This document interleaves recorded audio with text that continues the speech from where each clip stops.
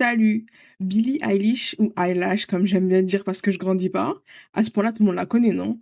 On la connaît pour ses sons et pour son style un peu inhabituel pour une pop star, étant comme une armure pour éviter les regards.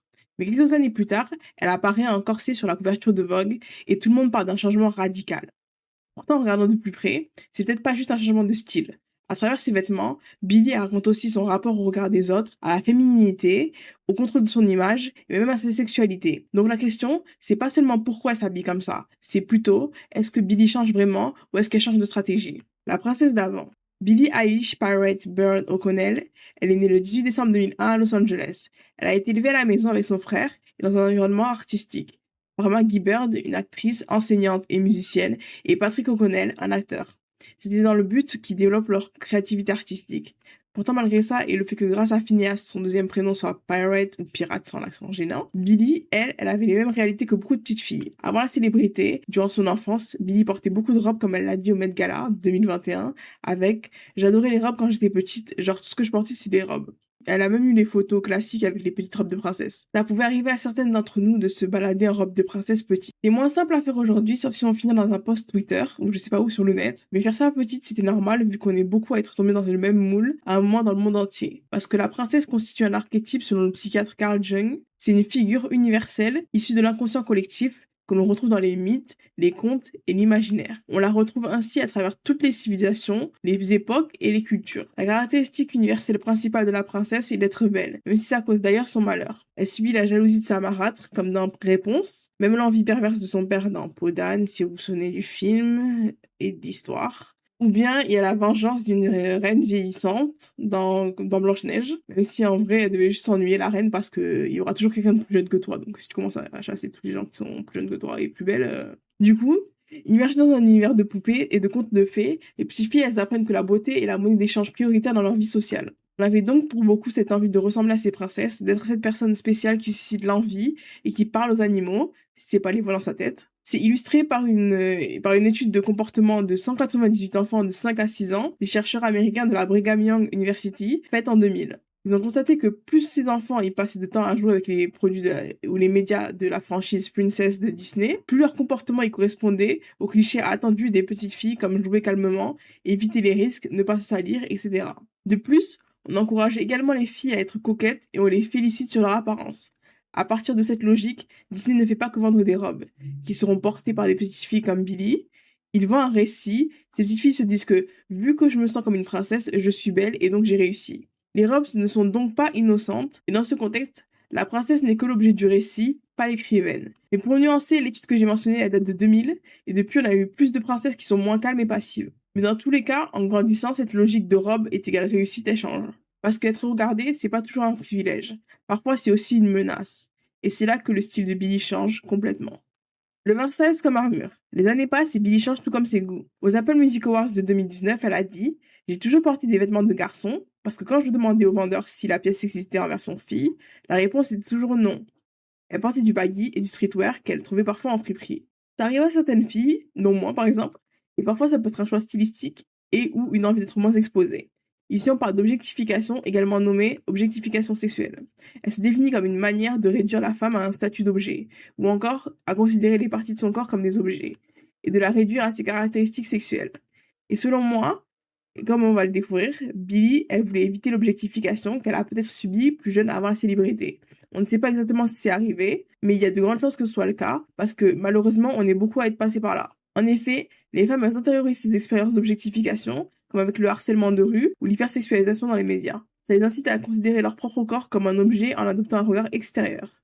On peut donc voir notre propre corps comme un objet sexuel, une cible qui va attirer une attention indésirable, du genre les faux avec du sucre. Donc ça peut influencer notre façon de nous habiller pour certaines personnes. C'est ce qu'on appelle l'invisibilité stratégique, c'est-à-dire choisir volontairement de passer inaperçu pour éviter la surveillance, le jugement ou la sanction sociale. Mais malgré le fait que Billie ait adopté ces stratégies, le jeu n'est pas toujours juste. Comme on l'a vu avec les malades de Twitter qui pétaient les plombs parce qu'ils ont eu un aperçu de son débardeur alors qu'elle avait 17 ans, ou ceux qui avaient apparemment fait un compte à rebours jusqu'à ses 18 ans, et pas pour les bonnes raisons, comme c'était le cas avec beaucoup d'enfants stars. Sauf qu'aujourd'hui, à la fin du compte à rebours, ces filles elles utilisent le fait qu'il y ait des malades et elles ouvrent un compte OF, je noterai sur l'écran ce que c'est, pour prendre leur argent. Mais c'est une autre histoire. Pour Billie, il y avait aussi des commentaires suspects sur un post où elle disait qu'elle allait fêter ses 18 ans, dont celui de Drake, il a commencé en tant qu'acteur, chante, non, rappeur, l'acteur, chanteur, rappeur.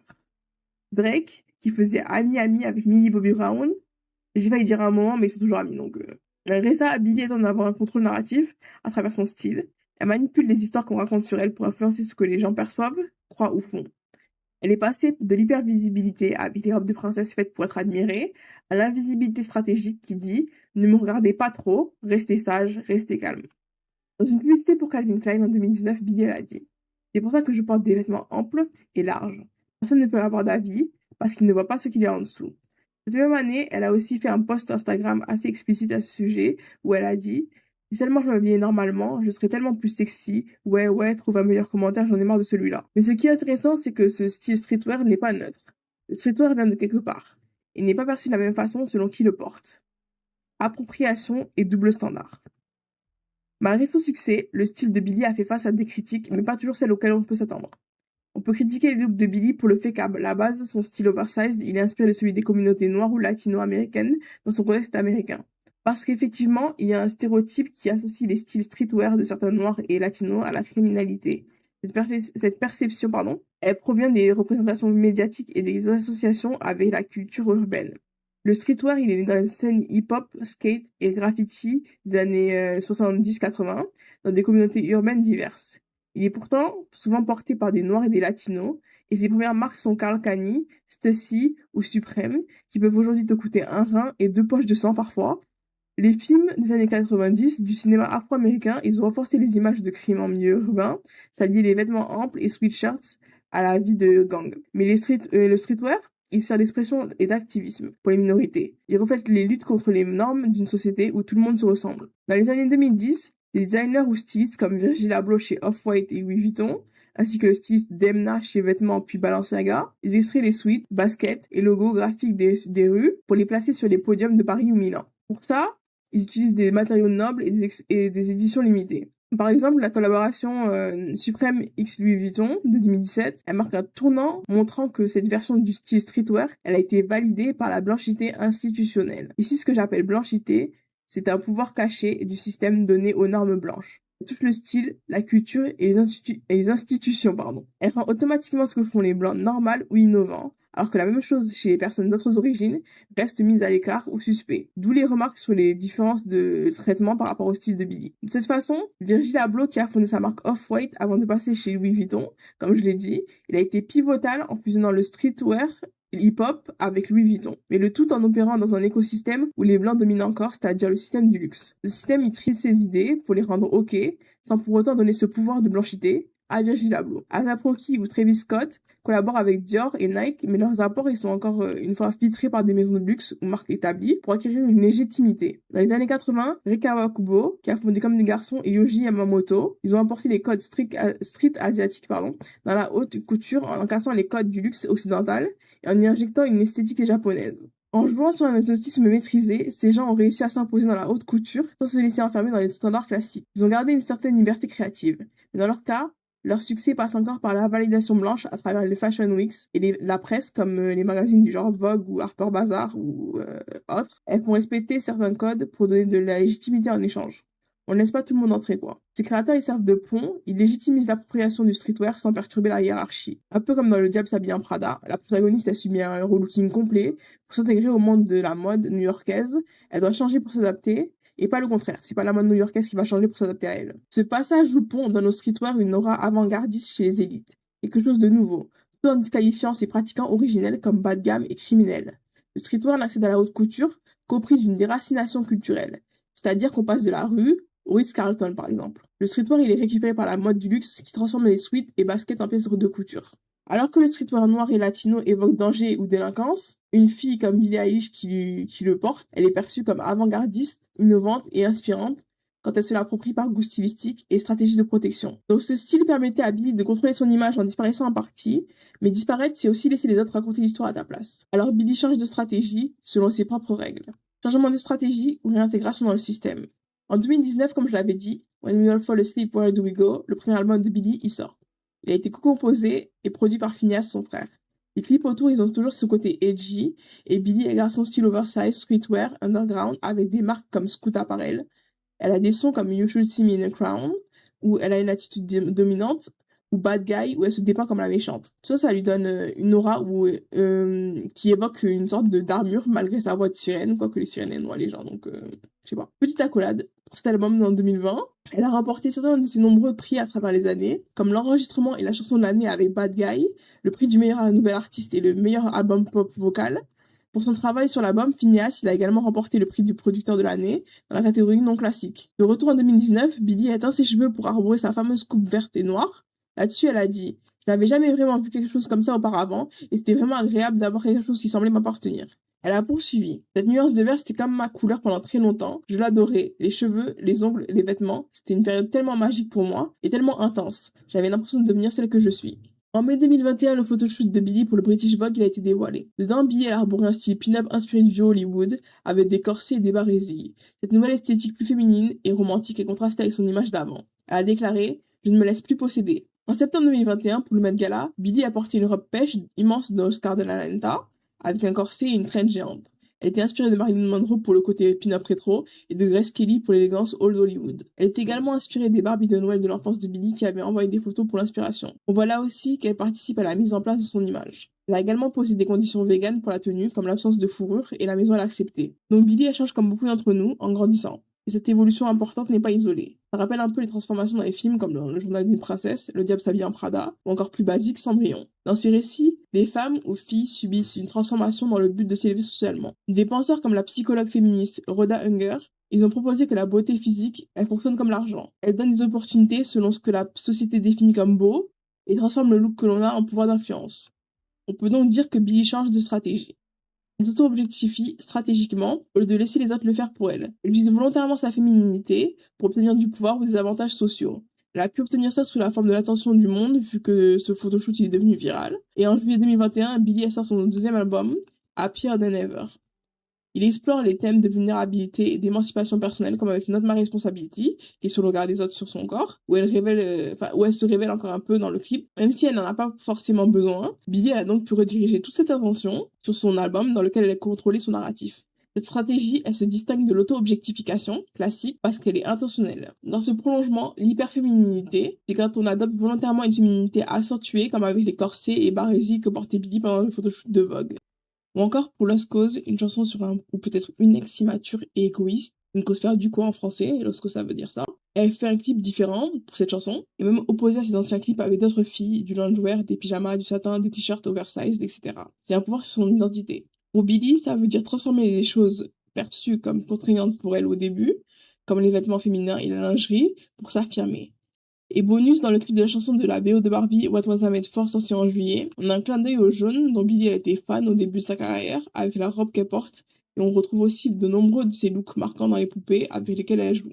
Pour illustrer une chanson sur le but de son existence, le doute et les questions existentielles. Mais Billie ne fait pas que changer de stratégie par rapport à sa féminité. Elle devient aussi plus consciente de son impact sur la planète. En 2022, Billie Eilish elle a réintégré des éléments de son style streetwear caractéristique lors de sa performance à Coachella. Elle y portait un t-shirt oversize imprimé graffiti, un short de cycliste designer indépendant Conrad, des genouillères et des baskets blanches de la collaboration PSNY X Nike Air Force One, qui est upcyclé, c'est-à-dire recyclé pour en faire un produit de plus haute valeur. Au Met Gala de 2022, Billie elle a encore joué avec sa féminité avec le thème guidé de glamour, en portant une robe corsée Gucci upcyclée. En mai 2023, au Met Gala, elle a adopté un style gothique avec une robe en dentelle de Simone Rocha. Encore dans le côté écologique, les tissus de cette robe ils avaient été issus de matières existantes, donc upcyclé encore une fois. Billie continue donc d'expérimenter avec des looks plus féminins, mais n'oublie pas son ancien style. Pourtant, dans un autre point de vue, on pourrait aussi dire que c'est une façon de capituler en rentrant de plus en plus dans le moule de princesse. Elle est en pleine transition, mais bien sûr, c'est pas fini. Sexualité et film le gaze. Le male gaze au regard masculin, comme je l'avais expliqué dans une autre vidéo, celle sur tout mon cœur, je fais ma pub, ouais. Et il a été défini par la théoricienne de cinéma Nora Mulvey.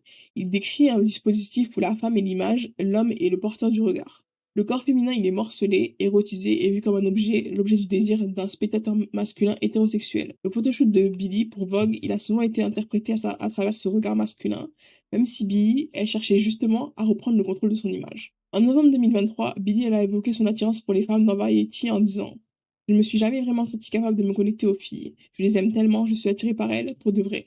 Physiquement attirée par elles. Mais elle dira plus tard qu'elle regrette d'en avoir parlé publiquement et refuse d'aborder sa sexualité ou sa vie amoureuse à nouveau car ça l'a blessée. En avril 2024, Billie, elle a réalisé une performance à Coachella où elle est passée à sa nouvelle phase avec un style Y2K oversize. Y2K, c'est une esthétique rétro du début des années 2000. Ici, elle a pris le côté streetwear de cette esthétique. Elle portait un maillot de basket oversized Los Angeles, un short de basket large, un bandana et des baskets. Avec ça, elle s'éloigne à nouveau du male gaze. En mai 2024, il y a la sortie de Hit Me Hard and Soft, le troisième album de Billie Eilish. Dedans, il y a Lunch, une chanson avec des paroles comme Je pourrais manger cette fille pour le déjeuner, Ouais, elle danse sur ma langue, ou aussi Elle a le goût d'être la bonne, et aussi Tu veux t'asseoir, je me porte volontaire. Maintenant, elle sourit d'une oreille à l'autre. Et elle, c'est les phares, moi je suis la biche. Aussi, je l'ai déjà dit, mais je le répète, je veux plus qu'être ton ami. Oui, oui, la traduction c'est un massacre, mais bref, vous avez compris la vibe. Billie, elle a dit avoir écrit sa chanson avant et après sa première expérience lesbienne. Elle a dit à Rolling Stone, cette chanson a aidé à faire de moi qui je suis. J'ai écrit une partie avant d'avoir fait quoi que ce soit avec une fille, et le reste après. Ici, on peut parler du film et les gays. C'est quand les femmes sont montrées comme des personnes à part entière, avec leurs émotions, leurs désirs et leurs pouvoirs, tout comme des objets à regarder. Peu importe qui le porte, une spectatrice, un personnage, une réalisatrice, ce qui compte, c'est comment l'expérience féminine est montrée. On ressent ce que ça a fait d'être vraiment vu. Le film Les Gays, il donne du pouvoir à celle qui est regardée et montre les femmes comme des personnages complexes, pas juste des corps. Billie ne se contente pas de décrire cette fille physiquement et sexuellement, même s'il y a des termes qui sont plutôt imagés. Elle parle de comment elle la traite, comment elle la voit, comment elle la désire. Avant, Billie a été regardée et maintenant Billie regarde cette fille au lieu d'être objectifiée. Après cette interview de 2023, elle reprend donc le contrôle narratif en montrant sa sexualité selon ses propres règles. Il y a aussi le remix de Guess en featuring avec Charlie XCX. Dedans, les paroles sont sulfureuses comme avec J'ai pas besoin de deviner la couleur de ta culotte et je sais déjà ce que tu as en bas. Aussi, Charlie aime les garçons, mais c'est que je la baiserais bien. Traduction encore magnifique. Dans le clip, Billie, elle a encore son look hip-hop Y2K, oversized, toujours éloigné du male gaze, tandis que Charlie, elle a une tenue opposée avec sa mini-jupe dedans par leur choix de paroles et vestimentaires. Elles reprennent chacune le regard féminin en montrant le désir entre femmes. Les hommes sont ils sont peu présents dans le clip et dans la chanson aussi, et il y a une tension lesbienne assumée.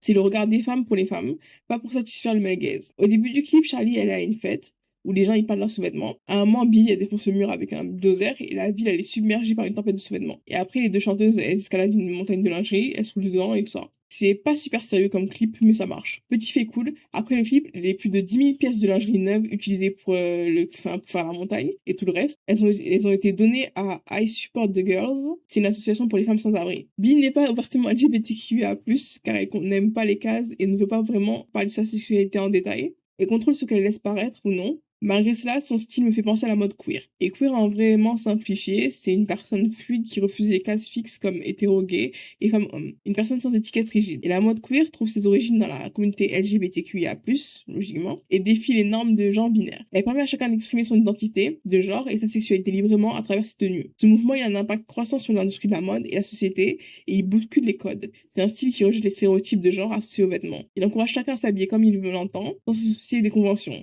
Des exemples de personnes qui peuvent adopter ce style seraient Harry Styles avec ses jupes et robes, même s'il a surtout un style d'indie rock. Jaden Smith qui a porté des jupes plusieurs fois et qui expérimente beaucoup avec son style. Janelle Monáe connue pour ses looks androgynes chic. On revient à Billie Eilish et son style qui change. Au fait, on peut adopter un style qui correspond au style queer par goût esthétique, confort ou mode sans que cela reflète une identité queer. Par exemple, Harry Styles n'a pas déclaré être gay, bi ou queer, et jusqu'à maintenant, publiquement du moins, on n'a vu qu'avec des femmes. Il aime expérimenter avec le genre et les styles. Bonus, sa créativité. De retour à Billie, elle ne promouvoit pas juste les marques des autres. À travers les années, elle a également activement collaboré avec certaines. En 2019, avec Bershka, elle a créé une collection streetwear oversized, sombre et fluo, unisex avec des primes graphiques. Dedans, il y avait beaucoup de noir, du blanc et des touches de vert acide. En 2020, avec H&M dans sa lancée plus consciente au niveau écologique, elle a ensuite créé une ligne éco-responsable en coton bio, en reprenant son style oversize streetwear. Elle avait une palette de couleurs crème, noir, vert clair et vert fluo. Elle vend aussi du merch blush. Blush, c'est le petit bonhomme qu'elle porte autour du cou aux Grammys à un moment. Conclusion. Le style vestimentaire de Billie Eilish s'accorde avec sa musique, qui elle-même est des fragments de sa vie qu'elle apprend encore à contrôler, même si on n'arrive jamais vraiment à contrôler nos vies. Cela fait de Billie une sorte de caméléon qui expérimente et change ce qu'elle porte, pour s'exprimer, mettre en avant ce qui compte pour elle et affronter le monde grâce à son talent, sa sensibilité et sa créativité qui nous captivent toujours. Ok, merci d'avoir pris le chemin jusqu'ici. Likez ou dislikez, comme vous voulez, liberté d'expression. N'hésitez pas à commenter. Abonnez-vous si vous aimez les vidéos de ce genre-là, j'en fais d'autres, et je fais aussi des récaps de films. Merci encore, bye.